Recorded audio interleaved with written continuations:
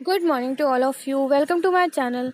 आप सभी dictation regular लिखें, पीडीएफ से चेक करें। पीडीएफ के लिए आप मेरे Telegram channel steno with Shraddha को ज्वाइन कर सकते हैं। वहाँ पर आपको सभी डिक्टेशन की पीडीएफ मिल जाएगी और पीडीएफ के बाद आप उसे ट्रांसक्राइब भी करें, because transcription is very important for the dictation. Okay, तो आप ट्रांसक्राइब भी करें। और साथ ही साथ मैं जो है डिक्टेशन 5 डिक्टेशन डेली अपलोड करती हूँ, जो कि अलग अलग न्यूज़पेपर से होता है। और सारा जो डिक्टेशन होता है वो एडिटोरियल डिक्टेशन है, जो आपके स्किल टेस्ट में बहुत हेल्प करेगा। दैनिक जागरण एडिटोरियल होता है, जनसत्ता से मैं लेती हूँ, राजस्थान पत्रिका एडिटोरियल होता है, और वो भी सब अलग अलग स्पीड में होता है। तो आप जिस भी स्पीड में डिक्टेशन लिखना चाहते हैं तो आप उससे लिख सकते हैं। आप प्लेलिस्ट में जाके जो भी डिक्टेशन आप लिखना चाहते हैं, जिस भी स्पीड में 80, 90, 100, 100 वर्ड पर मिनट, तो जिस भी स्पीड में आप डिक्टेशन लिखना चाहते हैं आप लिख सकते हैं। और डेली डिक्टेशन लिखे, बिल्कुल भी स्किप मत करें।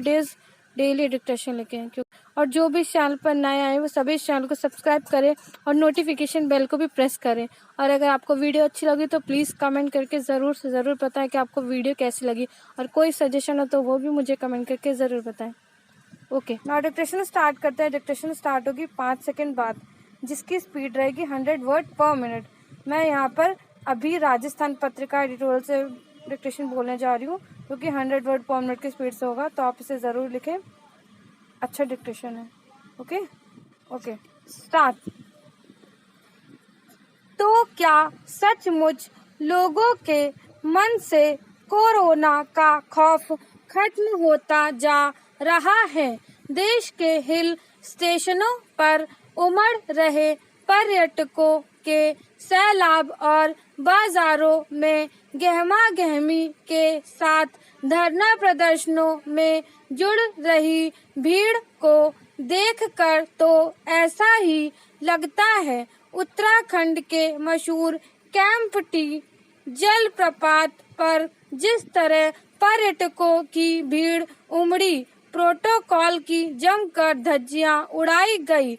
मसूरी हो, कुल्लू मनाली हो, शिमला या फिर धर्मशाला, सब जगह पर्यटक मानो गर्मी से राहत पाने के लिए नहीं बल्कि कोरोना वायरस को ताकत देने पहुंचे हैं। हिल स्टेशनों पर ही नहीं बल्कि दिल्ली, मुंबई, कोलकाता व चेन्नई जैसे महानगरों तक में भी कोरोना प्रोटोकॉल का उल्लंघन करने वाले कम नहीं। लोग इस तरह बेपरवाह हो रहे हैं कि ना तो दूरी का ध्यान रखा जा रहा और ना ही मास्क का पैरा चेंज। इस बात से संतोष जरूर किया जा सकता है कि कोरोना की दूसरी लहर की पीक खत्म होने के बाद अधिकांश प्रदेशों में कोरोना संक्रमण के मामले लगातार कम होते जा रहे हैं, लेकिन संक्रमितों की मौत के आंकड़े अभी चिंता पैदा करने को काफी हैं। गुरुवार को ही महाराष्ट्र में 439 व केरल में 142 मौतें दर्ज की गई, जबकि देश भर में 911 कोरोना संक्रमितों की मौत हुई है। इसके अलावा तमिलनाडु, आंध्र प्रदेश और असम में अब भी कोरोना संक्रमण के नए मामले ज्यादा हैं। कोरोना की दूसरी लहर ने जो कहर बरपाया उसे भूल जाना बुद्धिमानी नहीं होगी, वह भी ऐसे वक्त में जब टीकाकरण की रफ्तार उतनी नहीं है जितनी विशाल आबादी वाले हमारे देश में होनी चाहिए। वैक्सीन लगाने के बाद बेखौफ होने वालों की संख्या भी कम नहीं है, जबकि तमाम वैज्ञानिक शोध में कहा जा चुका है कि टीकाकरण सुरक्षा कवच जरूर है, लेकिन बचाव के मापदंडों की पालना के साथ ही। प्रधानमंत्री नरेंद्र मोदी ने भी अपनी नई मंत्रिपरिषद की पहली मीटिंग में भी कोरोना को लेकर आगाह किया है। पुराने अनुभवों से सबक लेने की जरूरत समझते हुए पीएम ने साफ कहा कि जरा सी भी ढिलाई खतरनाक हो सकती है। सरकारी तंत्र कानून कायदों की पालना में ढिलाई बरत रहा हो। इसका मतलब यह तो कतई नहीं होना चाहिए कि हम भी यह मान ले कि कोरोना अब नहीं आएगा, वह भी तब जब तीसरी लहर के आने की लगातार आशंका व्यक्त की जा रही है। Para change. कोरोना को लेकर भय का माहौल ना बने, यह जितना जरूरी है उतनी ही आवश्यकता इस बात की है कि ऐसे हालात ना बनने दिए जाएं जिससे संक्रमण बढ़ने का खतरा फिर पैदा हो जाए। नेताओं के लिए चुनाव, जनसंपर्क व रैलियां भले ही संजीवनी का काम करती हों, लेकिन जनता खुद भीड़ का हिस्सा बन आ कोरोना मुझे मार कहे तो दोष किसका। Para change. गीता कर्म का शास्त्र है। गीता के कर्म ज्ञान एवं भक्ति योग सभी कर्म पर ही आधारित है। कृष्ण की देन के रूप में वैराग्य बुद्धि योग्य माना गया है, जो स्वयं भी कर्म के स्वरूप पर आधारित है। सारे योगों का आधार योगा कर्मसु कौशलम भी कह सकते हैं। समत्वम योग उच्यते भी कह सकते हैं, तो माँ फलेषु कदाचन को भी माना जा सकता है। कर्म का कोई भी स्वरूप देखे, गीता उसको मोक्ष मार्ग का साधन सिद्ध कर देगी। योगी हो अथवा साधारण मनुष्य, गीता प्रत्येक अवस्था में अनुकूल कर्म के स्वरूप की व्यवस्था देती है। प्रत्येक वर्ण और आश्रम के लिए गीता ब्रह्मांड के संदर्भ में निराकरण प्रस्तुत कर रही है। Para change. जीवन की प्रत्येक यात्रा में कुछ बाधाएं भी अनिवार्य रूप से उपस्थित होती ही हैं। कर्म की यात्रा तो 100 साल की होती है। बाधाओं का एक पूरा संगठित व्यापार दिखाई देता है। हमारा शरीर पंच महाभूतों से बना है। इनकी अपनी भी भूमिका सर्वाधिक महत्वपूर्ण है। सभी महाभूत अहर्निश हमारे शरीर के संपर्क में रहते हैं और शरीर का पोषण करते हैं। हमारी चर्या का बड़ा भाग इनकी प्राकृतिक व्यवस्था और संतुलन पर आधारित है। प्रत्येक महाभूत एक अंग समूह का पोशाक है। पांचों महाभूत एक क्रम में पैदा होते हैं। आकाश से वायु, अग्नि, जल और पृथ्वी क्रमशः पैदा होते हैं। यदि एक तत्व में भी विकार उत्पन्न हो जाए तो उसके आगे के सभी महाभूतों से जुड़े अवयव रोगग्रस्त हो जाते हैं। Para change. पंच महाभूतों से पांचों ज्ञानेंद्रियां जुड़ी हुई हैं। सबकी अपनी शक्ति तन्मात्रा है। इनके भी अपने अपने विषय हैं। आकाश की तन्मात्रा नाद है। इंद्रिय श्रोत्र कर्ण है। विषय ध्वनि है। अब ध्वनि के स्वरूप तो सृष्टि में अनंत है। एक ओर अनाहत नाद है तो दूसरी ओर मेघ गर्जन और समुद्री तूफान की ध्वनि है। अब तो एटम बम जैसी ध्वनियां भी उपलब्ध हैं। इसी प्रकार प्रत्येक महाभूत की शक्तियां, इंद्रियां और अनंत विषय हैं। महाभूत स्वयं में तटस्थ हैं। इंद्रियां भी तटस्थ हैं, किंतु इनका उपयोग करने वाला मन तटस्थ नहीं है। इस पर त्रिगुण के आवरण होते हैं। उन्हीं के अनुरूप विषय दृष्टिगोचर होते हैं। यह सारा माया भाव मिथ्या दृष्टि पैदा करता है। मिथ्या दृष्टि पैदा होती है। प्रकृति के त्रिगुण भाव से, भले ही सतोगुणी ही क्यों ना हो, उसमें भी रजतम तो साथ रहता ही है। सत्व में भी सुख और ज्ञान का अभिमान तो रहता ही है। यह अभिमान भी आवरण तो है ही। रजोगुण तो कर्मों का मूल ही है। कर्मों में न केवल प्रवृत्त करता है अपितु फलाशा भी साथ रहती है। Para change. रज शब्द ही अग्नि बीज रा से बनता है। अग्नि यहाँ कर्म प्रवृत्ति तथा कर्म फलों से दग्ध जलाता करता है। लोभ का द्वार खोल कर रखता है। ये नरक के 3 द्वारों में से एक है। अन्य 2 द्वार काम क्रोध हैं। लोभ तथा काम्य कर्मों के कारण बार बार अग्नि प्रज्वलित होता रहता है। फलाशा का एक अर्थ स्पष्ट ही है, याचक भाव, अभावग्रस्त मानसिकता। Para change. वेदों ने भी यज्ञ आदि कर्मों के माध्यम से देवों को प्रसन्न करके कुछ ना कुछ मांगना ही सिखाया है। तब व्यक्ति त्रिगुण के बाहर कैसे जाएगा?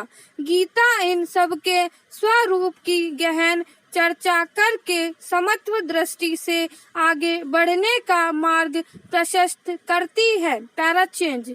यज्ञ आदि कर्मों का आरंभ ही संकल्प से होता है। संकल्प पूरा करना धर्म बन जाता है। इसी दृष्टि से धर्म संकल्प के बंधन में अपने स्वरूप से च्युत हो जाता है। धर्म तो मुक्ति कारक होता है। अभ्यास काल में संकल्प मन को बांधने के लिए उपयोगी हो सकता है। कृष्ण कहते हैं कि जो धीर मनुष्य सुख दुख में सम तथा अपने स्वरूप में स्थित रहता है, जो संपूर्ण कर्मों के आरंभ का त्यागी है, वह मनुष्य गुणातीत कहा जाता है। स्टॉप। नेक्स्ट जो डिक्टेशन होगा वो जनसत्ता एडिटोरियल से लिया गया है। वो भी 100 वर्ड पर मिनट की स्पीड से बोला जाएगा। 10 मिनट का डिक्टेशन होगा, तो आप से ज़रूर लिखें। और डिक्टेशन स्टार्ट करते हैं। डिक्टेशन स्टार्ट होगी 5 सेकेंड बाद। स्टार्ट। इंटरनेट पर संचालित सोशल मीडिया मंचों की कार्य पद्धति और उनके शक्ति विस्तार को लेकर कई बार उंगलियां उठ चुकी हैं। पिछले दिनों जिस तरह नए सोशल मीडिया नियामक कानूनों को लेकर केंद्र सरकार और ट्विटर के बीच अप्रिय विवाद छिड़ा, उससे साफ हो गया कि इन मंचों की ताकत काफी बढ़ चुकी है और वे सरकार को चुनौती तक देने से परहेज नहीं करते। अभी सर्वोच्च न्यायालय ने कहा है कि सोशल मीडिया के दुरुपयोग से चुनाव प्रक्रिया पर गलत प्रभाव पड़ सकता है। इस चिंता का संदर्भ हालांकि दिल्ली दंगों के मामले में दिल्ली विधानसभा की एक समिति द्वारा भारत में फेसबुक के मुखिया को तलब किए जाने पर उसकी तरफ से दायर याचिका थी, मगर इसे पिछले कई विवादों को इससे जोड़कर देखा जा सकता है। जब सरकार ने नया नियामक कानून बनाया और सभी सोशल मीडिया मंचों को एक तय अवधि में उनका पालन करने को कहा, तो इस कानून को अभिव्यक्ति की आजादी पर हमला करार देकर उन्होंने इसे मानने से इनकार कर दिया। हालांकि फेसबुक और गूगल ने कुछ आनाकानियों के बावजूद उसे मान लिया, मगर ट्विटर का रुख अब भी अड़ियल बना हुआ है। सर्वोच्च न्यायालय ने इस बयान के जरिए एक बार फिर रेखांकित किया है कि सोशल मीडिया मंच बेशक अभिव्यक्ति की आजादी का पोषण करते हैं, पर वे निरंकुश कतई नहीं हो सकते। पैराचेंज। पिछले कुछ सालों में हुए चुनावों के दौरान सोशल मीडिया मंचों ने जनमत तैयार करने में कैसी महत्वपूर्ण भूमिका निभाई, यह किसी से छिपा नहीं है। कई मौकों पर यह तथ्य उजागर हो चुका है कि इन मंचों का संचालन करने वाली कंपनियां लोगों की व्यक्तिगत जानकारियां इकट्ठा करती और फिर उनका सौदा करती हैं, यानी राजनीतिक दलों, व्यावसायिक घरानों को वे जानकारियां बेच देती हैं। फिर वे कंपनियां लोगों का मानस बनाने के भी उपाय आजमाती हैं। उनके जरिए भ्रामक खबरें और आंकड़े भी खूब प्रसारित किए जाने लगे हैं। अमेरिकी राष्ट्रपति के चुनाव में सोशल मीडिया मंचों के व्यापक दुरुपयोग के आरोप लगे। कई राजनीतिक दलों ने बाकायदा इन मंचों पर सक्रिय रहने वाले अपने विभाग खोल दिए हैं, जो निरंतर संबंधित पार्टी के पक्ष में और प्रतिद्वंदी पार्टी के खिलाफ तथ्य परोसते रहते हैं। उन पर उनके नेताओं के बयानों और पलटवार की होड़ भी दिखती है। मुख्य धारा मीडिया के समांतर इन मंचों पर डिजिटल मीडिया का तेजी से प्रसार हुआ है, जिस पर दलगत झुकाव वाले चैनल, पोर्टल, फेसबुक पेज आदि बड़े पैमाने पर संचालित हो रहे हैं। पैराचेंज।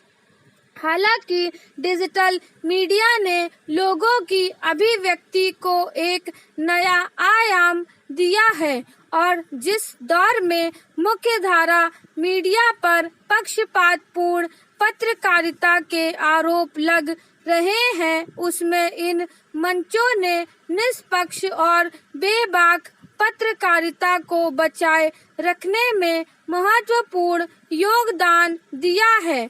कुछ लोगों की दलील है कि इन मंचों की बेबाक अभिव्यक्ति की वजह से कई बार सरकार को असहज स्थिति का सामना करना पड़ता है, इसलिए वह इन पर नकेल कसने के मकसद से नए नियामक कानून लेकर आई है।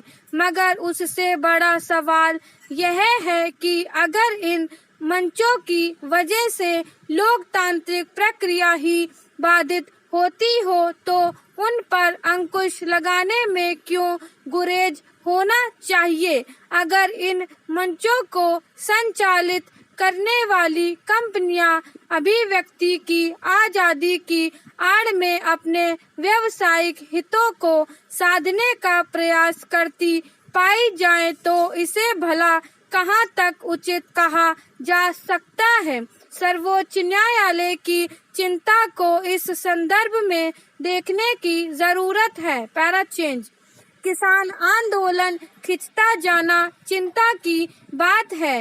आंदोलन को 7 महीने से ज्यादा हो चुके हैं। अभी तक भी सरकार या किसानों की ओर से कोई ठोस पहल होती दिखाई नहीं दी। दोनों पक्ष अपनी अपनी ऐंठ में हैं। दोनों ही राजनीतिक नफे नुकसान को देखते हुए रणनीतियां बना रहे हैं। सरकार की ओर से कृषि मंत्री ने फिर 2 टूक शब्दों में कह दिया है कि कृषि कानून वापस नहीं होंगे। साथ ही यह भी कि किसान प्रतिनिधियों से बातचीत के बाद संशोधन तो हो सकते हैं, पर कानून वापसी का सवाल पैदा नहीं होता।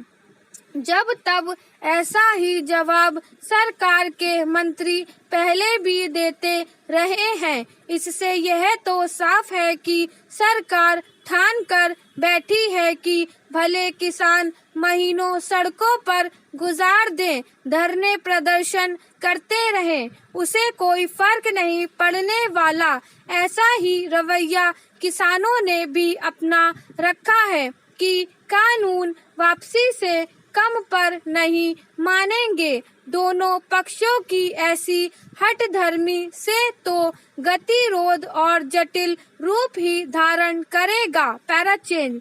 गौरतलब है कि किसानों ने मानसून सत्र के दौरान संसद घेरने का ऐलान कर दिया है। अभी किसान दिल्ली की सीमाओं पर डटे हैं। जब से किसान आंदोलन शुरू हुआ है तब से सीमाएं सील हैं। सरकार को लगता है कि राजधानी में किसानों के घुसने से कहीं फिर वैसी अराजकता पैदा ना हो जाए जैसी इस साल 26 जनवरी को देखने को मिली थी। इसलिए अब संसद का मॉनसून सत्र शुरू होने से पहले किसानों को रोकना चुनौती बन गई है। पंजाब, हरियाणा और उत्तर प्रदेश सहित देश के तमाम इलाकों में महापंचायतों और धरने प्रदर्शनों के जरिए किसान अपनी एकजुटता बढ़ाते ही रहे हैं। महापंचायतों में बड़ी संख्या में किसान पहुंच रहे हैं। इसे हल्के में नहीं लिया जा सकता। हरियाणा में आए दिन मुख्यमंत्री से लेकर सरकार के मंत्रियों और विधायकों, सांसदों तक को जगह जगह किसानों के जोरदार विरोध से दो चार होना पड़ रहा है। इससे साफ है कि किसान कृषि कानूनों को लेकर सरकार के रुख से बेहद खफा हैं। पैराचेंज। सरकार दावा करती रही है कि नए कृषि कानून पूरी तरह से किसानों के हित में हैं। इनके लागू होने के बाद भी न्यूनतम समर्थन मूल्य MSP की व्यवस्था बनी रहेगी। साथ ही मंडियों को भी खत्म नहीं करने का भरोसा दे रखा है। लेकिन सवाल है कि ये बातें किसानों के गले क्यों नहीं उतर रही? आखिर क्यों किसान को लग रहा है कि नए कृषि कानून उसके हितों के खिलाफ हैं? सवाल है कि अगर सरकार यह लिख कर देने को तैयार है कि MSP खत्म नहीं होगा तो फिर वह इसके लिए कानून बनाने से क्यों बच रही है? इसी से संदेह पैदा होता है कि इन कानूनों के अंदर कोई खोट जरूर है। किसानों की मांग है कि MSP के बारे में कानून बने। हैरानी की बात तो यह है कि सरकार किसानों को अब तक यह भरोसा नहीं दिला पाई कि ये कानून उनके हित में है। बेहतर हो किसानों को समझाने के लिए ऐसी कोई सर्वदलीय समिति ही बना दी जाए जिसमें कृषि मामलों के जानकार मंत्री, सांसद और कृषि अर्थशास्त्री हो और वह समूह किसानों को संतुष्ट कर सके। लचीले रुख की दरकार तो किसानों की तरफ से भी है। जटिल मुद्दों का समाधान सिर्फ बातचीत से ही निकल सकता है, वरना समाधान की दिशा में बढ़ना दिनों दिन मुश्किल होता चला जाएगा। स्टॉप।